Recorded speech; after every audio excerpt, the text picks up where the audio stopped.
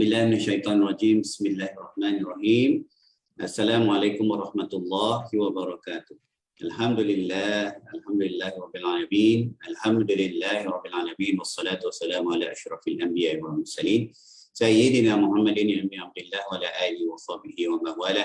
Allahumma shalli ala Muhammad wa ala ali Muhammad kama shallaita ala Ibrahim wa ala ali Ibrahim wa barik ala Muhammad wa ala ali Muhammad kama barakta ala Ibrahim wa ala ali Ibrahim fil alamin innaka Hamidum Majid. Allahumma inna nas'aluka 'ilman nafi'a wa rizqan thayyiban wa 'amalan mutaqabbala wa dinan qayyima wa yaqinan shadiqan wa iman kamila. Amin amin ya rabbal alamin. Amma ba'du. Baik, alhamdulillah bertemu lagi kita hari ini dalam bacaan bersama.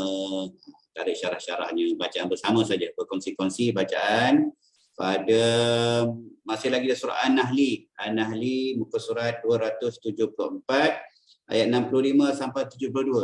Barulah hari ini kita nak jumpa cerita bak lebah ya, insya-Allah.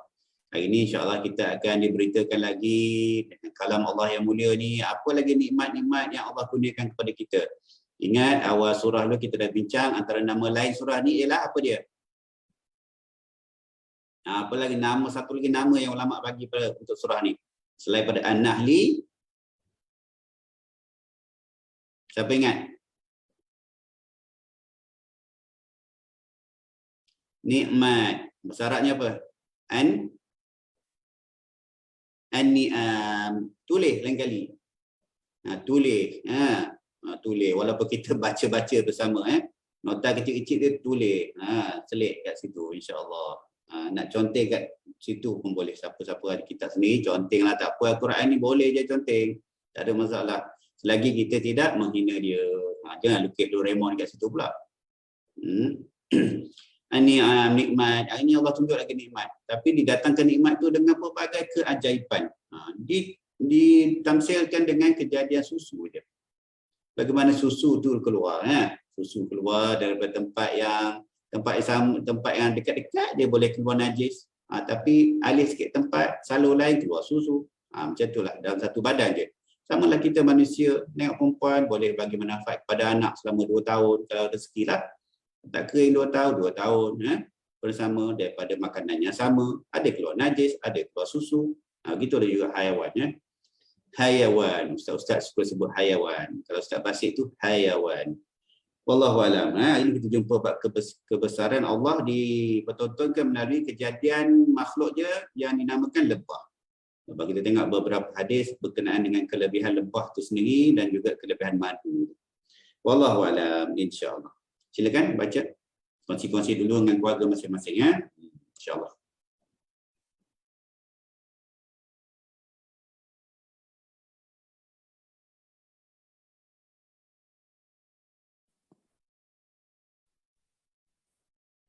أعوذ بالله من الشيطان الرجيم والله أنزل من السماء ماء فأحيا به الأرض بعد موتها إن في ذلك لآية لقوم يسمعون وإن لكم في الأنعام لعبرة نسقيكم مما في بطونه من بين فرث ودم لبنا خالصا سائغا للشاربين ومن ثمرات النخيل والأعناب تتخذون منه سكرا ورزقا حسنا إن في ذلك لآية لقوم يعقلون وأوحى ربك إلى النحل أن اتخذي من الجبال بيوتا ومن الشجر ومما يعرشون ثم كلي من كل الثمرات فاسلكي سبل ربك ذللا يخرج من بطونها شراب مختلف ألوانه فيه شفاء للناس إن في ذلك لآية لقوم يتفكرون والله خلق والله خلقكم ثم يتوفاكم ومنكم من يرد إلى أرذل العمر لكي لا يعلم بعد علم شيئا إن الله عليم قدير والله فضل بعضكم على بعض في الرزق فما الذين فضلوا براد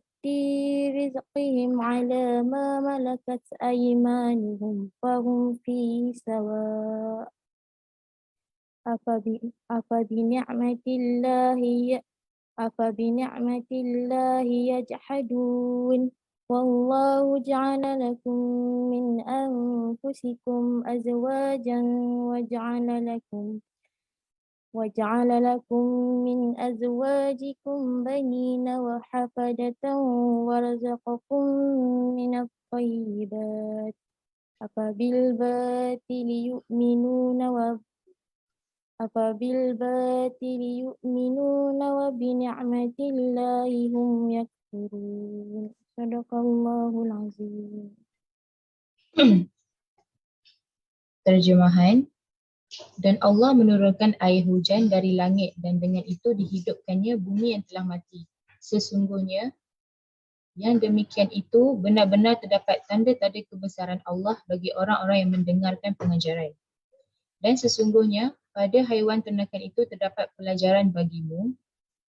Kami memberimu minuman daripada apa yang ada di dalam perutnya berupa susu yang bersih daripada kekotoran dan darah yang mudah diminum bagi orang yang meminumnya. Dan daripada buah kurma dan anggur, kamu membuat minuman memabukkan dan rezeki yang baik. Sesungguhnya yang demikian itu benar-benar terdapat tanda kebesaran Allah bagi kaum yang memikirkan. Dan Tuhanmu mengilhamkan kepada lebah, buatlah sarang di gunung ganang, di pohon-pohon kayu dan di tempat-tempat yang dibina oleh manusia. Kemudian, makanlah daripada segala jenis buah-buahan lalu turutlah jalan Tuhanmu yang telah dimudahkan bagimu. Daripada perut lebah itu keluar minuman madu yang pelbagai jenis warnanya. Di dalamnya terdapat ubat yang menyembuhkan bagi manusia. Sesungguhnya yang demikian itu benar-benar terdapat tanda kebesaran Allah bagi orang yang berfikir. Dan Allah telah menciptakanmu, kemudian mematikanmu. Di antara kamu ada yang dikembalikan kepada usia tua, bangka, sehingga dia tidak mengetahui lagi sesuatu yang pernah diketahuinya. Sesungguhnya Allah Maha mengetahui lagi Maha berkuasa. Dan Allah melebihkan sebahagian daripada kamu ke atas sebahagian yang lain dalam mencari rezeki. Tetapi orang yang dilebihkan rezekinya itu tidak mahu menafkahkan rezekinya kepada para hamba sahaya yang mereka miliki sehingga mereka bersama-sama merasakan rezeki itu. Mengapa mereka mengingkari nikmat Allah? Dan Allah menjadikan bagimu pasangan suami atau isteri daripada jenis kamu sendiri dan menjadikan anak dan cucu bagimu daripada pasanganmu serta memberimu rezeki daripada yang baik. Mengapa mereka beriman kepada yang batil dan mengingkari nikmat Allah? Mu'jam, sakara, as-sakru keadaan mabuk ialah keadaan yang berlawanan antara seseorang dengan akalnya. Perkataan tersebut banyak digunakan dalam minuman keras atau memabukkan. Sesungguhnya hal itu terjadi kerana kemarahan dan kesenangan terhadap minuman keras itu. Dan dari situ lahirlah istilah sakratul maut. Allah SWT berfirman, dan datanglah sakratul maut dengan sebenar-benarnya. Tafsir Jalalain. Wa minas samaratin nakhili wal a'nabi. Dan daripada buah kurma dan anggur terdapat jenis buah-buahan.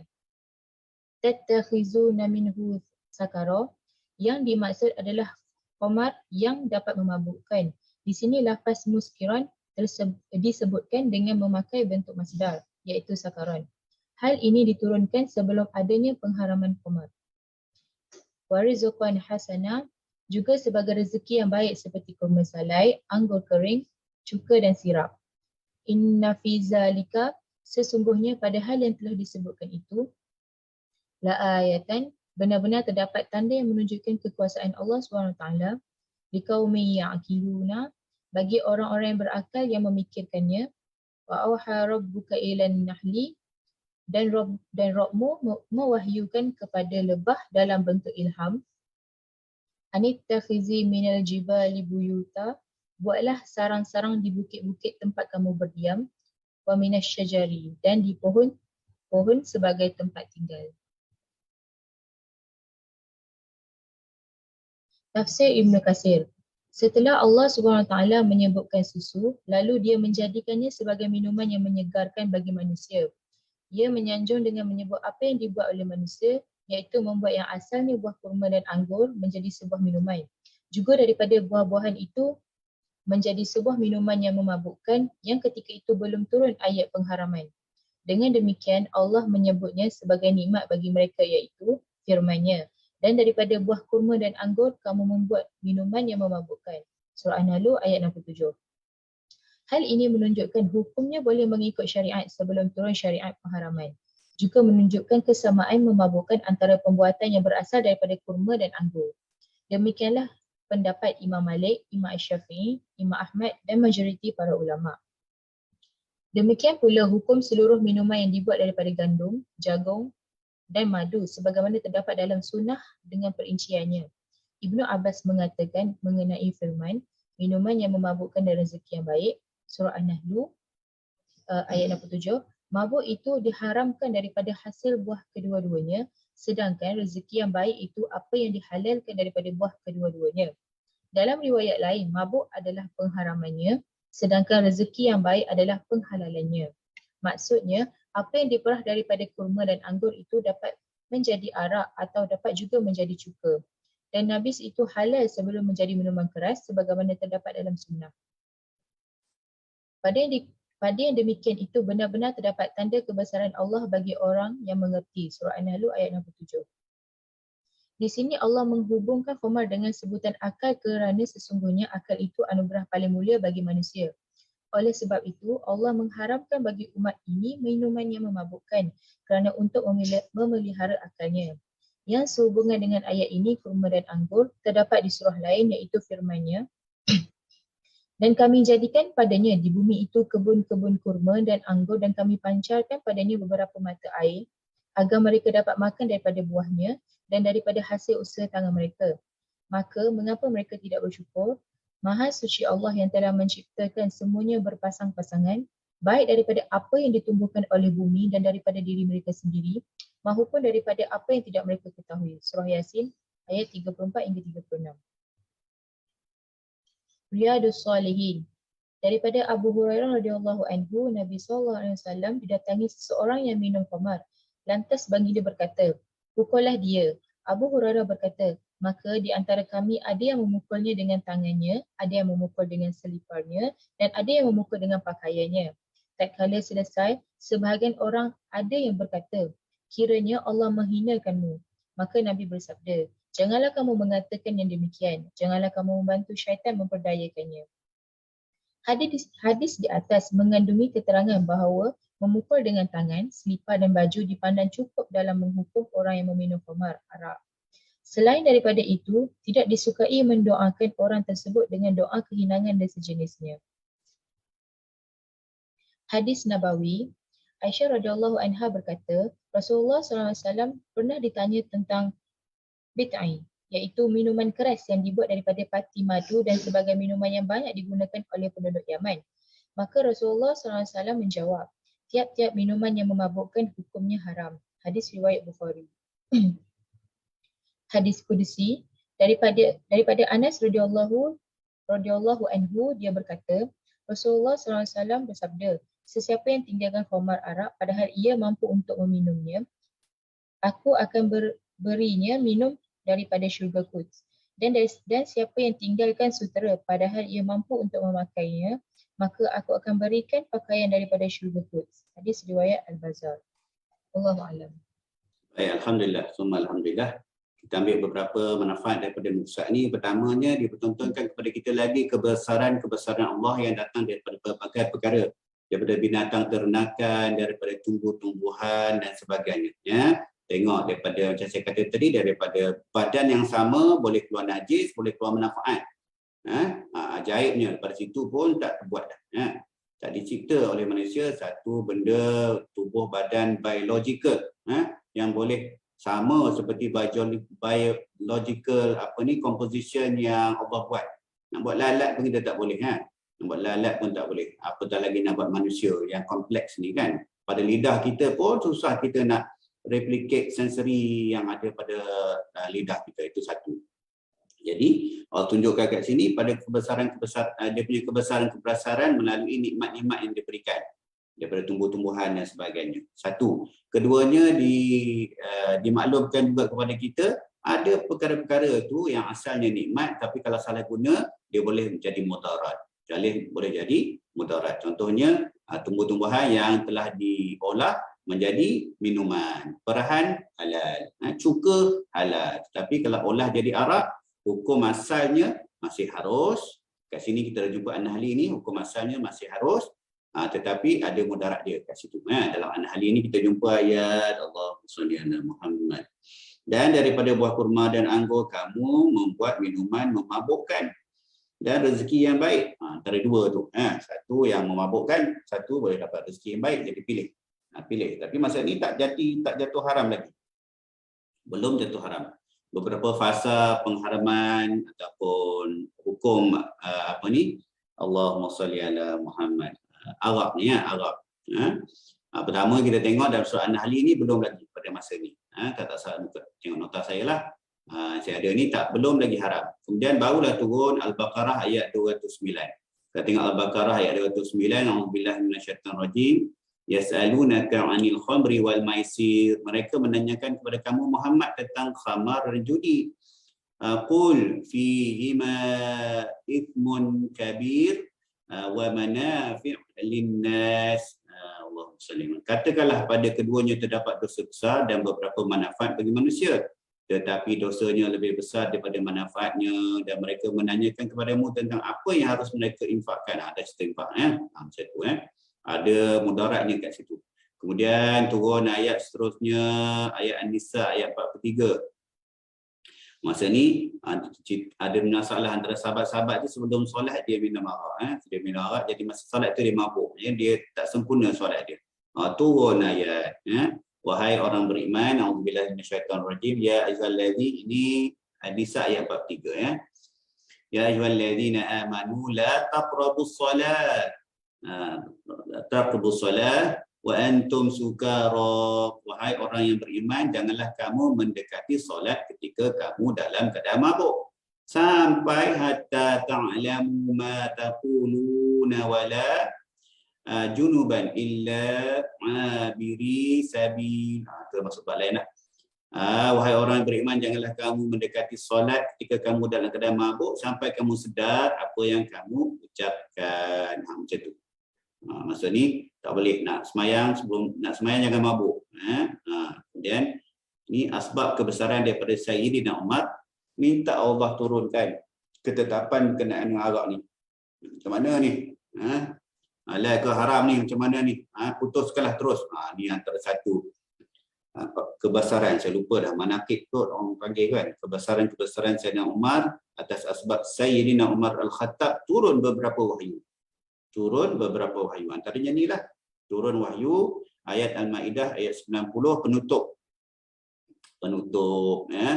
Ya ayyuhallazina amanu innama khamru wal maisir wal ansab wal azlam rijsum min amali syaitan fajtanibuhu la'allakum tuflihun. Wahai orang-orang yang beriman, sesungguhnya minuman keras, berjudi, berkorban untuk berhala dan mengundi nasib dengan anak panah. Apa-apalah telik nasib apa sekalipun adalah perbuatan keji dan termasuk perbuatan syaitan. Maka jauhilah perbuatan-perbuatan itu agar kamu beruntung. Sebab pada ni sahabat-sahabat pun tuang semua agak ketika ni kat Madinah. Kat Madinah. Jadi haram. Bab tu haram. Zaman kita tak ada dah nak cerita. Boleh ke? Ni boleh ni?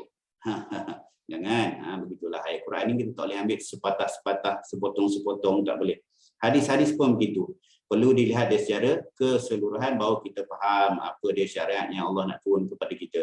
Perlu berpandukan kepada kalam ulama yang dipetik daripada dalil-dalil daripada sunnah, hadis-hadis Rasulullah sallallahu alaihi wasallam, asar para sahabat. dengan kata-kata tabi'in. Tabi'in ini utama, kibarul tabi'in insya-Allah.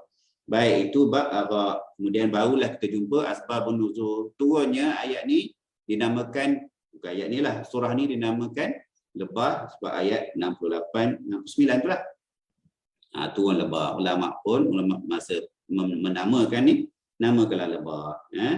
Kebesaran lebah ni, kalau kita tengok beberapa hadis daripada Ibnu Katsir, lebah ni memang Allah telah memberi keizinan ni, sunatullah, qadariyah ni, untuk mengerahkan lebah ni menghasilkan sesuatu yang ajaib, dinamakan madu. Banyak hadis-hadis yang sahih berkenaan dengan kelebihan madu. Cuma ulama bincang daripada ayat Allahumma shalli ala Muhammad, menyembuhkan tu, yang menyembuh fihi shifa linnas tu, yakhruju min butuniha syarabun mukhtalifun alwanuhu fihi shifaa'un linnas. Ada dua lafaz kat situ. Namanya, ayat tu maknanya dari perut lebah itu keluar minuman, yakni madu yang bermacam-macam warnanya. Di dalamnya terdapat obat yang menyembuhkan bagi manusia. Apa sebenarnya maksud tu? Boleh ubat semua ke? Tapi yang jelas memang ada ubat dalam madu. Itu sahih. Itu sahih, tak ada bincang lah. Tetapi kalau tengok dari ulama bincang dalam sedikit dalam tafsir Ibnu Katsir ni, lama yang buat kajian tentang Tibbun Nabawi, ilmu kedoktoran Rasulullah SAW menyatakan, jika Allah mengatakan fihi shifa linnas, berarti madu itu menjadi obat segala macam penyakit. Tetapi Allah mengatakan fihi shifa linnas, berarti bahawa madu itu boleh digunakan untuk mengubat penyakit khusus. Semua benda perlu ada asas dia lah, bukan semua benda tala ke madu kan. Sebab madu ni sifat dia seperti mana dinyatakan dalam Ibnu Katsir, dia panas. Nanti kita tengok beberapa hadis yang mana Rasulullah SAW mengesahkan beberapa penyakit yang sesuai dengan itu. Mana sebuah hadis daripada Sahih Bukhari, mudah Muslim.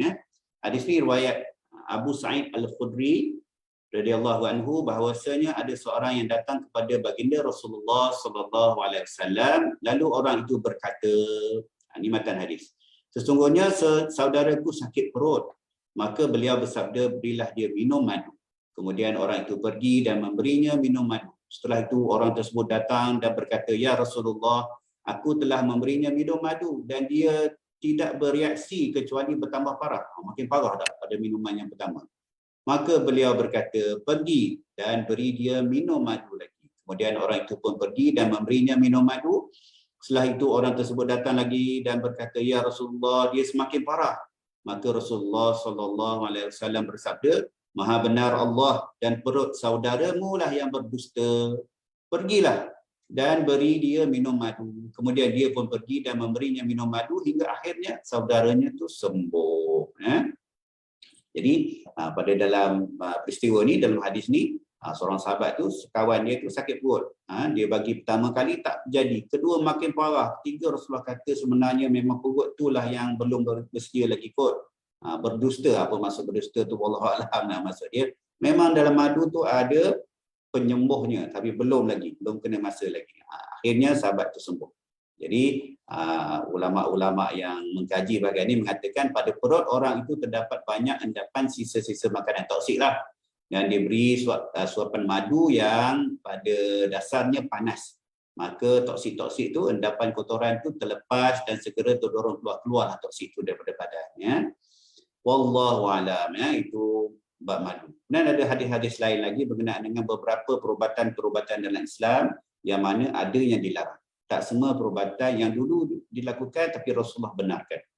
Satu lagi hadis daripada kitab Sahih Bukhari daripada Ibnu Abbas, di mana Rasulullah SAW bersabda, kesembuhan itu ada tiga cara. Pertama, pembekaman, bekam. Kedua, minum madu. Dan ketiga, bakar dengan api. Tetapi aku melarang umatku daripada kait pengubatan dengan cara pembakaran. Hadis lain pun lebih kurang sama. Satu lagi hadis, ada tiga hal ubat jika orang terkena suatu penyakit. Iaitu pertama, hijam, pembekaman, bekam. Kedua, minum madu. Dan ketiga, pembakaran pada bahagian yang terkena penyakit. bakar. Wallahu a'lam macam mana, menggunakan besi ke apa semua macam mana, wallahu a'lam. Dan aku membenci pembakaran dan aku tidak menyukainya. Mungkin zaman-zaman dulu tak ada antibiotik ke apa, kalau kena luka, kena panah kan, nak senang sil, tahu gitu. Wallahu a'lam. Tapi Rasulullah SAW tak benarkan lagi perubatan melalui besi-besi panas ni, bakar-bakar. Tapi daripada dua-dua hadis ni mengesahkan, satu bekam, dua madu. Jadi itu antara dua cara perubatan sunnah yang sahih daripada baginda Rasulullah SAW. Jadi madu ni kena amal lah. Madu pun banyak dekat pasaran, cuma masalah ni madu banyak sangat tiruan. Banyak sangat madu tiruan dalam pasaran. Cuma sekarang ni bagi peniaga-peniaga yang berjuruh ni, madu-madu yang didapat tu pertamanya senang beli madu dengan orang yang ambil madu. Jadi sanad dia tu sahih sampai ke lebah dan di pokok tualang tu. Itu satu. Orang kampung Nurul ke, kalau ada manjat pokok, senanglah Nurul beli terus. Jadi sanad yang sahih Nurul. Selagi perawi dia tu siqah, tak menipu pakcik tu, madu dicampur gula semua habis dijual. Kalau perawi dia siqah, kena tukang panjat tu sahih lah tu. Hadis sahih. Yang kedua, penjual-penjual yang menjual madu tu, contoh dia beli madu daripada Yaman, dia pergi cek dulu kat lab. Sekarang ni semakin ramai penjual buat macam tu. Sebab 80%, 90% madu dalam pasaran tiruan. Cara nak mengesah dia tu hanya boleh di lab. Mengesahkan komposisi madu dan mengesahkan dia punya genom dia tu. Datang daripada DNA lebah. Macam itulah. Sampai macam tu sekarang. Hebat tak hebatnya orang buat madu tiruan. Dan antara pengedar madu tiruan besar dunia ialah China. Satu dunia dia hantar. China hantar ke Yaman, Yaman hantar ke kita. Kena goreng dengan Pak Arab. Pak Arab pun tak tahu. Dia kena goreng dengan Pak Arab sana. Jadi bermadulah. Khususnya bagi lelaki, bermadulah kalau bini bagi. Isteri saya bagi madu dalam botol saja. Itu yang afdalnya dia kata. Madu lain datang tak tahulah tercampak keluar rumah. Baik, itu bab madu. Kemudian yang akhir tu, bab Arab, bab yang dah diterjemahkan tadi, okey. Yang semua dalam hadis Riyadhus Shalihin.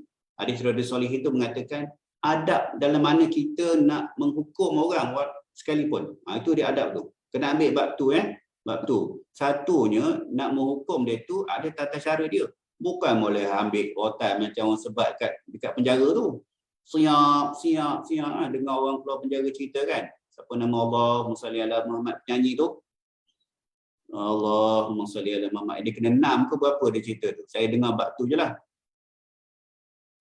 Apa penyanyi Terengganu tu? Aming Spring. Luka dia kata. Dan orang tu hayun tempat tu juga. Tak. Kalau nak tengok sekarang contoh kat Aceh, dikepit ni. Tak panjang pun kayunya. Tak ada kayu pula saya nak tunjuk. Bila saya pembaris hilang. Ni. Tak nampak pembaris saya. Macam tu lebih kurang. Kau tengok kat Aceh dikepit. Kepit di pukul itu 4, 2, 3, 4 lebih kepada aib tu. Aib tu orang tengok ramai-ramai tu lepas main mat tu kan. Sakit ke kena pukul gitu 100? Daklah macam tu. Lebih kepada aib. Bukan hayun. Itulah. Islam ni kena bezakan dengan budaya tau. Kalau tengok budaya tempat-tempat yang tribal lagi, yang memang dia punya undang-undang, tok mulu dia menguruskan apa semua. Pelik-pelik. Walaupun kepalanya berserban, namanya Islam. Pelik-pelik. Kalau ikut sunnah Rasulullah, tak. Dia lebih kepada aib.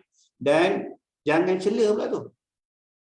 Jangan cela dia. Kita nampak orang yang aib ni, membuat maksiat ni, kita jangan hina dia. Kita tak suka kepada maksiat dia dan kita doakan untuk dia. Macam tu. Itu dari hadis Riyadhus Shalihin. Dia tutup sikit dengan ayat 72. Dalam setengah 72 tu Allah mengatakan kepada kita bahawa dan Allah menjadikan bagimu pasangan suami isteri daripada jenis kamu sendiri dan menjadikan anak dan cucu bagimu daripada pasanganmu serta memberimu rezeki daripada apa yang baik, daripada yang baik. Kata kunci dia, mengapa mereka beriman kepada yang batil dan mengingkari nikmat Allah? Kenapa nak masih mensyirikkan Allah? Ataupun lafaznya tidak syirik, perbuatannya syirik. Perbuatan dan lafaznya tak syirik, tapi hatinya syirik kepada Allah. Kenapa tak mensyukuri nikmat Allah? Sebuah hadis sahih di mana nanti di akhirat, bukan kita lah ni insyaAllah, bukan kita, nanti kejap Allahumma salli ala Muhammad. Allahumma salli ala Muhammad. Daripada hadis sahih di mana Allah mencela Ayat berapa tadi? 72 ya, 72. Satu lagi saya nak tambah bab tua tu lepas ni insya-Allah. Allahumma salli. Okey, Allah mencela ni. Sesungguhnya dalam hadis sahih tersebut diceritakan bagaimana Allah berfirman kepada seorang hamba dengan nada yang mengumpat. Bukan mengumpat ni macam mencela lah. Perli. Ingat kata perli. Macam nak kena seksa. Nak seksa lagi dengan perkataan, belum seksa dengan perbuatan lagi. Allah keji lagi. Allah kata, bukankah aku telah menikahkanmu? Bukankah aku telah memuliakanmu? Bukankah aku telah menundukkan kuda dan unta bagimu? Serta menjadikanmu berkuasa dalam hidup, senang, bahagia. Allah kata Allah bagi nikmat, bagi pasangan, bagi apa dalam ayat ni, bagi pasangan daripada jenis sendiri. Cuba Allah bagi kita pasangan daripada jenis lain. Nak kena kahwin dengan kuda pula dah hamal lepas ni. Izan nak kena kahwin dengan jin lah pula. Sudah, abah suruh kahwin dengan jin. Macam mana ni? Bini pun tak nampak macam mana? Allah kata Allah bagi kita pasangan daripada jenis kita sendiri. Macam tu. Jadi dicela. Itu ayat 72. Sikit je lagi. Ugi kalau tak kongsi lah bab tua. Ayat 70. Dan Allah telah menciptakanmu, kemudian mematikanmu. Di antara kamu ada yang dikembalikan kepada usia yang tua, sangat tua. Sini tulis tua bangka. Tua bangka. Agaknya bahasa Melayu gitulah kot, tua bangka.